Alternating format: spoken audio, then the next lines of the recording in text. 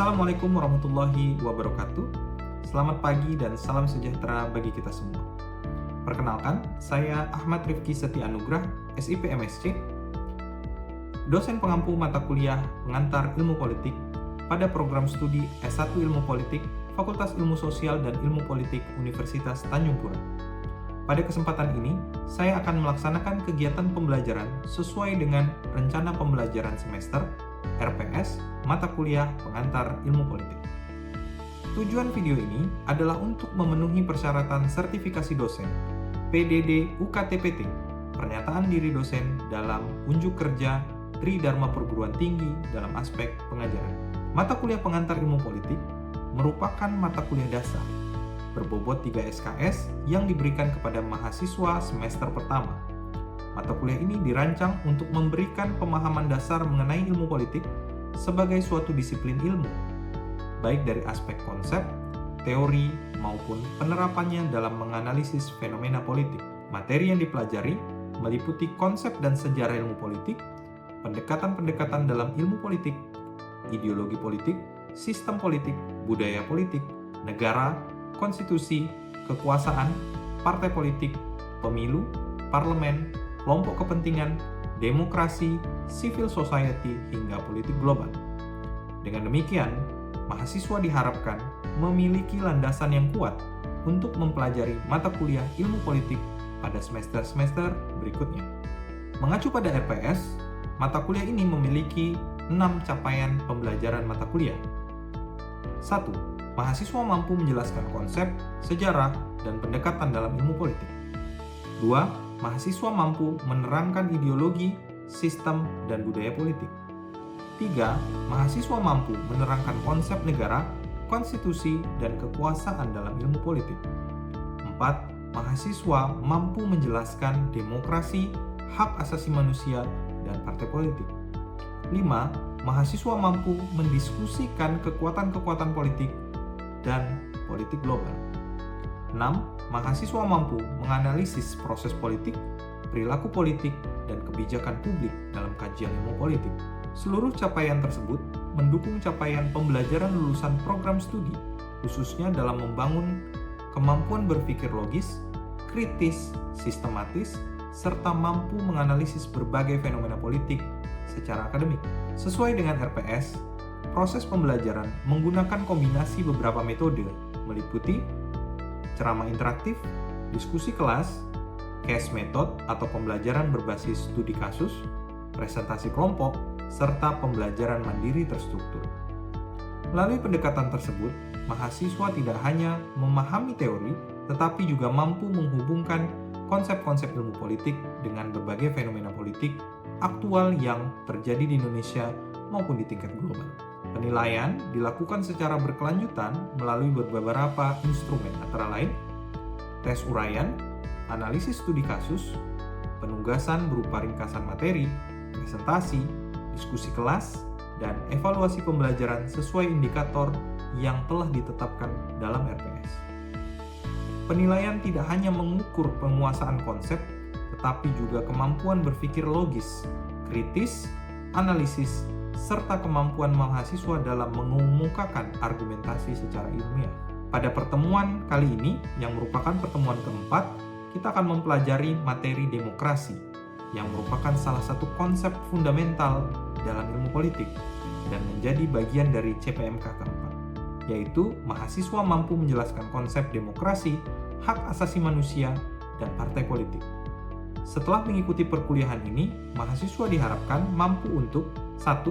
Menjelaskan pengertian demokrasi beserta perkembangan konsep demokrasi dari masa ke masa. 2. Mengidentifikasi prinsip-prinsip dasar demokrasi seperti kedaulatan, partisipasi politik, supremasi hukum, perlindungan HAM, serta akuntabilitas pemerintahan.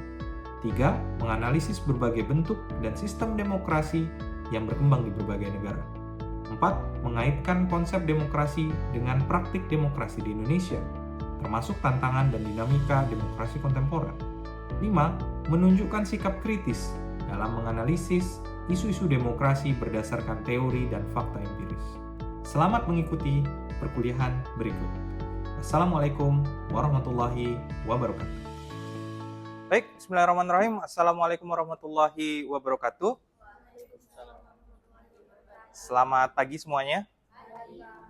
Alhamdulillahirrahmanirrahim. Puji syukur kita panjatkan kehadirat Tuhan Yang Maha Esa. Hari ini kita masih dapat bisa berjumpa dalam mata kuliah pengantar ilmu politik. Dan kita sudah memasuki minggu keempat dalam pembelajaran kita.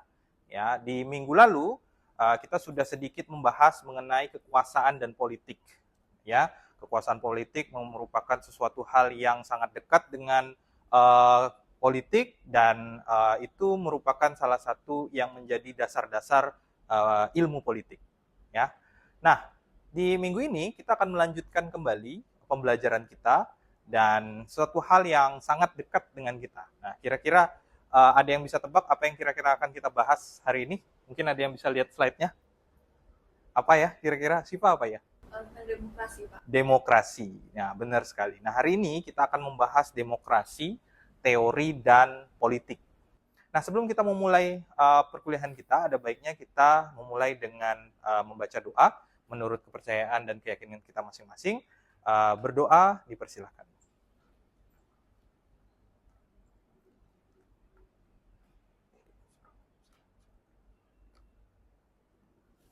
Berdoa, selesai. Baik, teman-teman, sebelum kita masuk ke pembahasan tentang teori, saya ingin membahas dulu terlebih dahulu tentang capaian pembelajaran mata kuliah yang ingin dicapai pada mata kuliah ini. Pada minggu ini, kita akan membahas atau mendapatkan capaian pembelajaran mata kuliah keempat, yaitu mahasiswa mampu menjelaskan demokrasi, HAM, dan partai politik. Ini adalah demokrasi adalah menjadi salah satu capaian pembelajaran mata kuliah yang akan kita capai pada minggu ini. Baik, ketika kita mendengar kata demokrasi, demokrasi terdiri dari dua kata inti, yaitu adalah demos dan kratos. Apa yang dimaksud dengan demos? Secara etimologis, demos berarti kekuasaan rakyat, kekuasaan, dan kratos itu adalah dari rakyat. Secara umum, demokrasi artinya adalah pembahasan mengenai kekuasaan dari rakyat. Dari mana kekuasaan itu berasal? Berasal dari dasar masyarakat yang kemudian memberikan kepercayaannya kepada penguasa yang lebih tinggi. Supaya apa? Supaya mereka diberikan mandat untuk menjalankan amanat dari rakyat. Nah, kalau kita bicara soal demokrasi, ada banyak hal yang bisa kita bahas. Tapi kalau kita mau tahu tentang bagaimana sejarah dari demokrasi, ada beberapa gelombang yang kemudian menjelaskan tentang bagaimana sejarah dari demokrasi. Demokrasi itu berkembang dibagi menjadi 4 gelombang besar. Yang pertama adalah pada abad ke-5 Masehi, pada zaman Yunani kuno. Ini demokrasi ini berasal dari bahasa Yunani, dan kemudian gelombang pertama dari demokrasi adalah abad ke-5. Abad ke-5 sebelum Masehi, yaitu pada zaman Yunani kuno. Penerapan eksperimental demokrasi langsung di negara-negara polis, Athena, laki-laki merdeka bebas berpartisipasi dalam majelis. Nah, demokrasi pada saat itu diartikan sebagai sebuah kebebasan bagi para laki-laki merdeka untuk memberikan suara kepada pemerintah. Nah, tapi masih ada yang kurang kan pada saat itu ketika dibandingkan dengan hari ini, ketika semua orang masih bisa memilih. Pada saat itu, Yunani hanya memperbolehkan laki-laki merdeka yang bebas untuk bisa memilih. Kemudian di tahun 1215 ada yang namanya Magna Carta. Itu adalah perjanjian. Apa itu Magna Carta? Dokumen historis di Inggris yang mengawali prinsip bahwa kekuasaan raja tidak bersifat absolut. Dulu ada doktrin di mana kekuasaan Inggris itu adalah suara Tuhan. Tapi ketika keluar Magna Carta tahun 1215, maka kekuasaan kerajaan tidak lagi menjadi absolut, bukan menjadi suatu hal yang pasti. Maka dicarilah siapa yang kemudian berhak untuk memberikan kekuasaan kepada raja. Abad ke-18 kemudian era revolusi, di mana ada yang namanya revolusi Prancis, di mana pada saat itu rakyat menolak yang namanya kerajaan-kerajaan yang ada di Eropa. Ya, pada saat itu masyarakat memberontak dan membentuk suatu konstitusi baru bahwa kekuasaan itu harus berasal dari rakyat. Nah, barulah pada awal abad 20 ada yang namanya hak pilih universal. Apa itu universal? Bahwa semua orang tidak terbatas apakah dia gendernya apa, apakah dia kaya atau miskin, ataukah dia berkulit hitam atau berkulit putih, memiliki hak yang sama untuk menentukan siapa pemimpin mereka. Maka di awal abad 20 inilah kemudian demokrasi dianggap sebagai puncak dari semua kekuasaan yang ada. Nah, ketika kita bicara demokrasi, kita mengenal dua jenis demokrasi. Yang pertama adalah demokrasi langsung, yang kedua adalah demokrasi perwakilan. Ya, demokrasi langsung kita bicara soal perorangan, one man one vote. Satu orang bisa memilih satu suara secara langsung. Siapa presidennya, langsung kita pilih orangnya. Siapa anggota dewannya, langsung kita pilih siapa anggota dewannya. Tidak terbatas pada mewakili oleh siapa dan siapa. Ya, maka demokrasi langsung yang hari ini kita jalankan di Indonesia adalah demokrasi langsung. Kita langsung memilih presiden kita siapa, kita langsung memilih anggota dewan kita siapa, ya.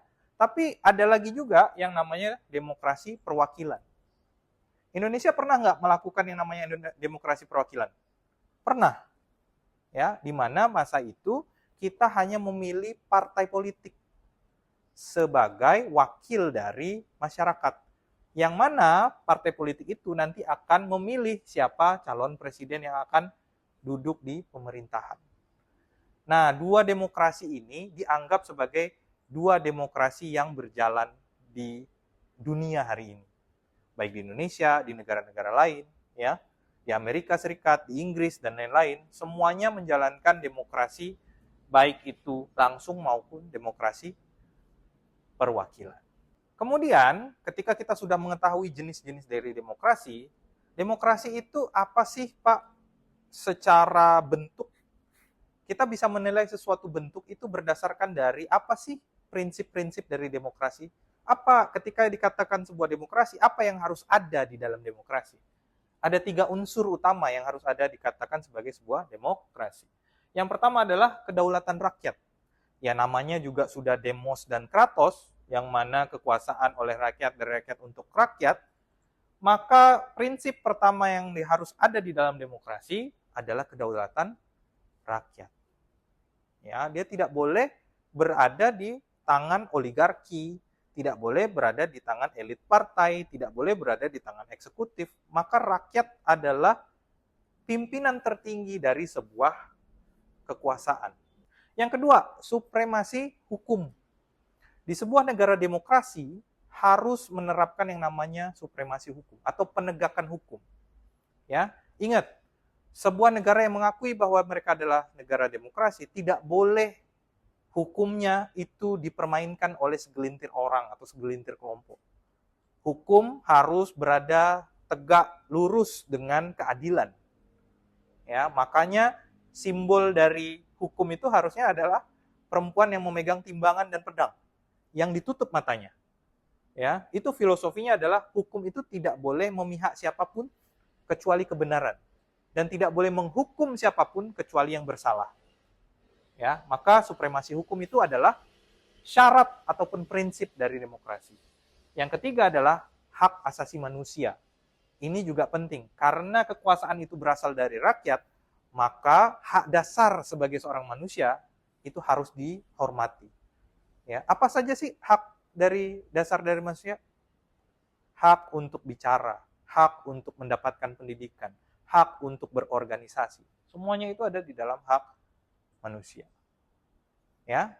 Oke, sebelum saya lanjut ke penjelasan setelah ini, ada yang ingin bertanya? Silakan. Ya. Demokrasi menjamin kesetaraan hak politik, one man, one vote. Namun, bagaimana Demokrasi bisa adil jika terdapat ketimpangan ekonomi yang sangat ekstrim di masyarakat. Baik, itulah realitas yang ada hari ini ketika kita menghadapi sebuah tantangan. Masyarakat kita terbelah antara si kaya yang punya kekayaan dan juga si miskin yang tidak memiliki harta benda. Lalu bagaimana demokrasi menjawab itu? Demokrasi tetap berada pada prinsipnya yang mana supremasi hukum harus ditegakkan, tidak memandang dia kaya atau miskin, dia punya jabatan atau tidak, dia laki-laki atau perempuan, dia punya kekuasaan atau tidak. Di dalam sebuah demokrasi yang ideal, bukan lagi orang yang kaya atau miskin yang menjadi tolak ukur dari keadilan, tapi rasa keadilan itu sendiri. Ya, nah mungkin Andre tadi menyampaikan bahwa bagaimana realitasnya Pak? Ya realitasnya adalah kita bisa menilai tingkat demokrasi dari negara tersebut dinilai dari bagaimana penegakan hukumnya dijalankan. Jadi demokrasi itu adalah ide besar yang dipersepsikan oleh setiap negara dalam konteks pemerintahan mereka. Pak, masih ada banyak ketimpangan sosial, padahal demokrasi tidak mengajarkan sedemikian. Apakah kemudian demokrasi yang disalahkan? Tidak.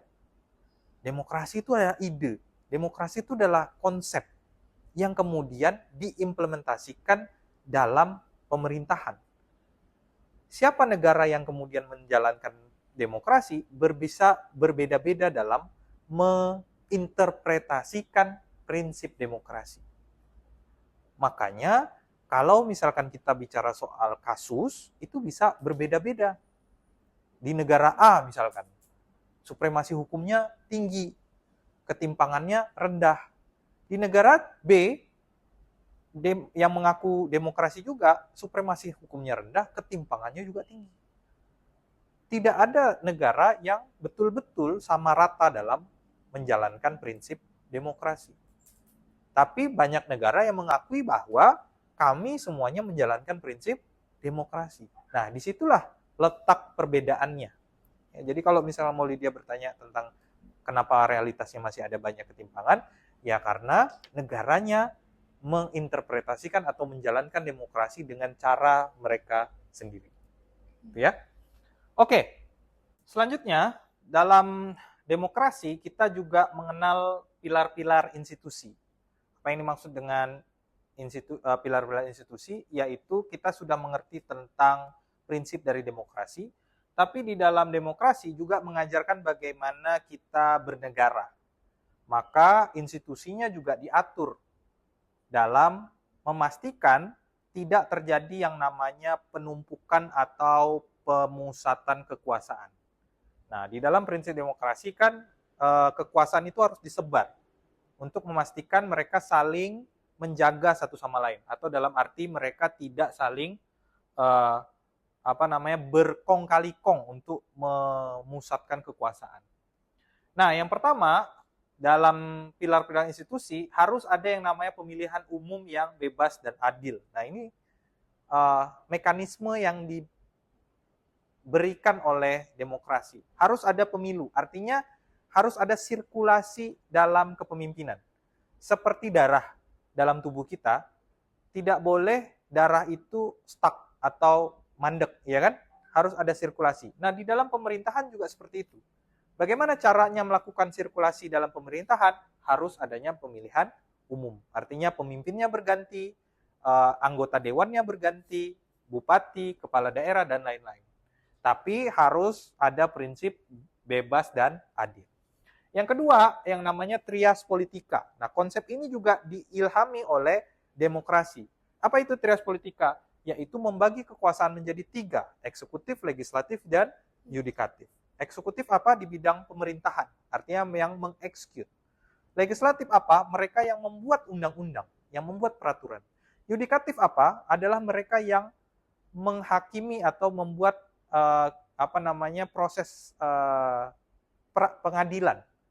Jadi masing-masing dari institusi ini memastikan tidak ada yang saling berkompromi dalam memusatkan kekuasaan. Yang ketiga adalah kebebasan pers. Memastikan bahwa demokrasi itu harus dipantau. Dan siapa yang bisa memantau itu? Media, pers. Ya, sekarang ada sosial media, ada media cetak, ada media digital, dan kebebasan pers adalah prinsip yang harus dijunjung dalam demokrasi. Yang terakhir adalah masyarakat sipil atau civil society. Ini penting karena pemerintahan harus diawasi oleh masyarakat yang tidak punya kepentingan di dalam pemerintahan. Maka organisasi-organisasi masyarakat, civil society itu harus ada. Jadi yang pertama adalah pemilu. Ini prinsip pertama. Kemudian trias politika. Yang ketiga adalah pers. Dan yang keempat, sipil atau sipil ya. Civil society. Beginilah demokrasi mengajarkan bagaimana cara bernegara yang benar. Lalu hari ini pertanyaannya, apa sih yang menjadi tantangan dalam demokrasi kontemporer? Yang pertama adalah polarisasi politik. Kita tidak bisa menyangkal bahwa di dalam sebuah demokrasi itu memberikan hak kepada semua orang untuk bisa bersuara. Tapi di sisi lain, konsekuensi dari adanya hak untuk bisa bersuara, ada yang namanya polarisasi. Apa itu Pak, polarisasi politik? Ketika elit-elit politik bersekutu untuk kemudian memenangkan kepentingan mereka. Bukan lagi kepentingan rakyat, bukan lagi kepentingan masyarakat, tapi kepentingan kelompok. Jadi tidak ada lagi yang namanya check and balances. Contoh misalkan, partai politik. Seharusnya dalam ide demokrasi, partai politik itu ada yang berkuasa, ada yang oposisi. Ya kan? Tapi dalam prakteknya, banyak partai politik hari ini yang kemudian sudah menjadi partai penguasa, tidak ada yang mau jadi oposisi. Kenapa? Karena nggak enak menjadi oposisi, selalu berada di luar pemerintahan, nggak dapat jatah dan lain-lain. Ya, artinya apa? Mereka mau masuk ke dalam pemerintahan. Konsekuensinya terjadi yang namanya polarisasi politik. Ketika kekuatan politik itu jadi satu, tidak mau memisahkan diri. Ide tentang trias politika itu kemudian jadi sesuatu hal yang kalah dengan yang namanya polarisasi politik. Yang kedua, meningkatnya populisme. Apa sih Pak populisme? Kemunculan figur politik yang memanfaatkan retorika sentimen rakyat murni melawan elit korup.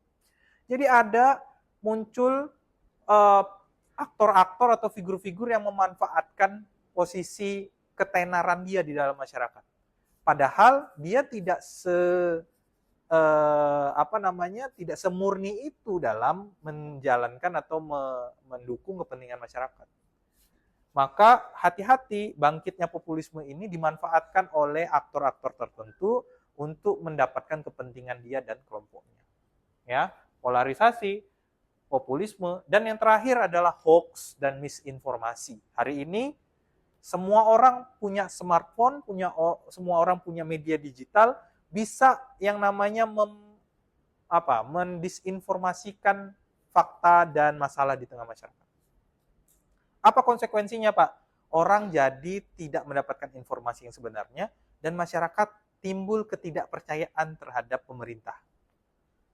Ya, misinformasi, hoax, sering sekali kita dengar di berbagai macam media. Nah, inilah tantangan dalam demokrasi kontemporer kita. Karena media itu memainkan peran penting dalam persepsi dalam masyarakat. Nah, yang terakhir ada kutipan dari Winston Churchill tahun 1947. Dia mengatakan bahwa banyak bentuk pemerintahan yang telah akan dicoba-coba dalam dunia ini, memang tidak ada yang berpura-pura bahwa demokrasi itu sempurna. Namun, demokrasi adalah bentuk terburuk kecuali jika dibandingkan dengan semua bentuk lain yang telah dicoba dari waktu ke waktu. Apa maksudnya, Pak? Maksudnya adalah Winston Churchill itu mengatakan demokrasi itu tidak sempurna. Demokrasi itu adalah ide dan gagasan. Tapi kalau demokrasi itu dibandingkan dengan otoritarianisme, sosialisme, komunisme, maka demokrasi itu adalah bentuk terbaik dari yang terburuk. Oke? Kenapa? Karena paling tidak demokrasi mengakui bahwa masyarakat atau rakyat adalah penguasa tertinggi dalam sebuah wilayah. Sampai di situ, ada pertanyaan? Pak, saya izin bertanya. Silakan. Apakah ada upaya reparasi yang dilakukan oleh pemerintah ketika mendapatkan protes atau ketika demokrasi tersebut masih memiliki berbagai macam bolong yang perlu ditambal? Terima kasih. Baik, pertanyaan yang luar biasa dari Afwa. Ketika ada kekurangan sana-sini dari demokrasi, ya, ketika ada kesalahan atau bolong-bolong di mana-mana, apakah ada upaya reparasi dari pemerintah? Reparasi itu maksudnya perbaikan supaya prinsip demokrasi ini tercapai, ya kan? Jawabannya adalah tergantung dari pemimpin negara tersebut. Apakah dia punya yang namanya political will, keinginan politik untuk mewujudkan sebuah negara yang demokrasi dari keinginan bersama dari masyarakat? Ataukah dia hanya mementingkan kepentingan kelompok politiknya? Kalau memang ada yang namanya political will atau keinginan dari pemimpinnya untuk memperbaiki demokrasi, maka dia akan melihat apakah pemilunya berjalan dengan adil, bebas, dan jujur, apakah institusinya benar-benar dipisahkan dan masing-masing bisa melakukan check and balances, apakah persnya diberikan kebebasan untuk memberitakan fakta dan kebenaran, dan apakah civil society-nya punya suara untuk menyuarakan kepada masyarakat. Jadi tergantung siapa pemimpin yang punya komitmen untuk mewujudkan demokrasi itu atau perbaikan terhadap demokrasi itu. Baik, mungkin itu, terima kasih untuk waktunya. Nah, tapi sebelum saya tutup, saya ingin memberikan evaluasi dari apa yang sudah kita pelajari hari ini. Mungkin ada dari teman-teman mahasiswa yang akan memberikan feedback ataupun evaluasi dari perkuliahan kita hari ini. Ada? Silakan. Ya, silakan, Siva. Jadi demokrasi itu merupakan sistem pemerintahan di mana kekuasaan tertinggi berada di tangan rakyat. Kemudian dari demokrasi ini tentunya memiliki prinsip dasar yang mencakup kedaulatan rakyat, supremasi hukum, dan juga hak asasi manusia. Namun dalam berdemokrasi tentunya memiliki tantangan, apalagi di era yang sekarang, seperti terjadinya polarisasi politik, kemudian munculnya populisme, terus hoax dan juga disinformasi. Kemudian dari tantangan tersebut, seperti yang Bapak jelaskan tadi, tentunya demokrasi ini merupakan pilihan yang terbaik dari yang terburuk dalam sistem pemerintahan. Terima kasih Siva atas evaluasinya, dan mudah-mudahan itu menjadi sebuah pemahaman bersama kita bahwa demokrasi itu merupakan suatu ide dan gagasan, dia tidak sempurna, dia dijalankan oleh pemerintah dan negara, namun balik lagi, apakah negara tersebut mau berkomitmen untuk melaksanakan demokrasi secara yang sebenar-benarnya. Baik, mungkin itu saja yang dapat saya sampaikan. Terima kasih sekali lagi teman-teman yang sudah hadir, dan kemudian minggu depan kita akan melanjutkan materi, kita akan bahas tentang kekuasaan, hak asasi manusia dan yang lain-lain. Terima kasih semuanya. Billahi taufik wal hidayah. Assalamualaikum warahmatullahi wabarakatuh.